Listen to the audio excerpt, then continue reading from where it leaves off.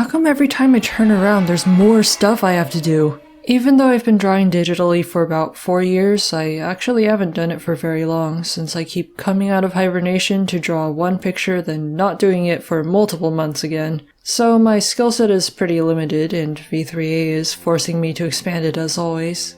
I wanted the backgrounds and CGs of V3A to have this beautiful, surreal feeling that I described as the feeling you get when you go outside on a lovely day, but you're thinking about something else, and then you suddenly acknowledge your surroundings and think, wow, it's a lovely day outside.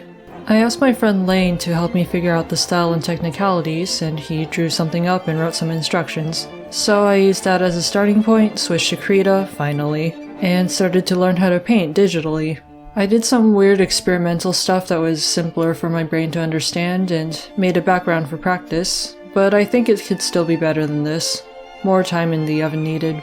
I tried to work on sprites earlier in the process. In fact, drawing the sprites was a key part of deciding the look and feel of V3A at the beginning, but I soon realized that I had to finish the script first before working on the sprites. Only some of the canon sprite poses and expressions would be useful to me, and I plan to make new ones to suit my script more specifically. I spent quite a while in the early months drawing stuff that probably won't ever be used. I see this as a common mistake among new fangame creators, so let this be a lesson to any prospective visual novel makers out there.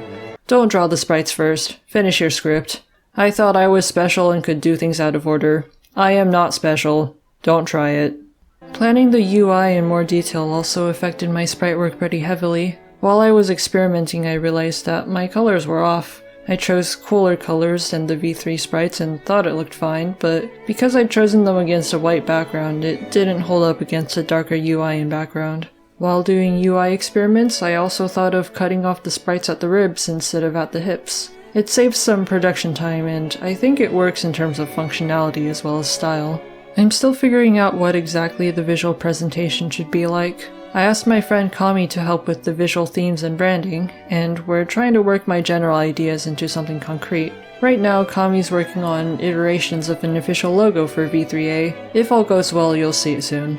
I'm always a champion of quality. The art in the teaser trailer is outdated enough now for me to cringe at it, and I'm really looking forward to releasing new art up to current standards. But there comes a point where it's too much and I just have to release something.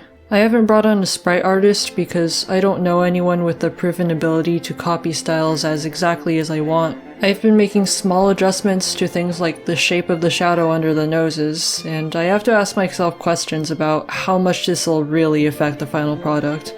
I'm trying to restrain this weakness of mine, and I'm hoping to not drag this out more than necessary and put out a presentable product as soon as possible.